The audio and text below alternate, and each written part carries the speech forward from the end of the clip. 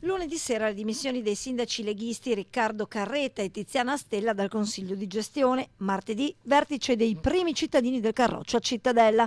Un piccolo terremoto in seno ad Etra, quello registrato nelle ultime ore, per far fronte al quale ieri pomeriggio il sindaco Riccardo Poletto ha convocato una riunione di tutti i sindaci dell'area bassanese. Ci siamo trovati, è stato un confronto molto lungo, erano presenti anche i nostri rappresentanti sia in consiglio di sorveglianza, quindi amministratori, sia in consiglio di gestione, in modo particolare Mario Polato che rappresenta i comuni dell'Altopiano di Asiago. Abbiamo cercato di capirci qualcosa di più. Di qui alcune importanti decisioni. Prima fra tutti dare mandato a Poletto di convocare la conferenza dei servizi che presiede, che potrebbe avere luogo già tra una decina di giorni. Ma non solo. I sindaci hanno deciso di scrivere ai vertici Etra per avere chiarimenti sui fondi della tesoreria tanto contestati. Infine poi ho chiesto a tutti i colleghi di poter inviare al più presto dei curricula di professionisti, di persone che abbiano le caratteristiche giuste per surrogare la nostra rappresentante, che era l'avvocato Stella, in modo da non avere un consiglio che dovrebbe essere composto di 5 persone soltanto da 3 persone, con il rischio poi che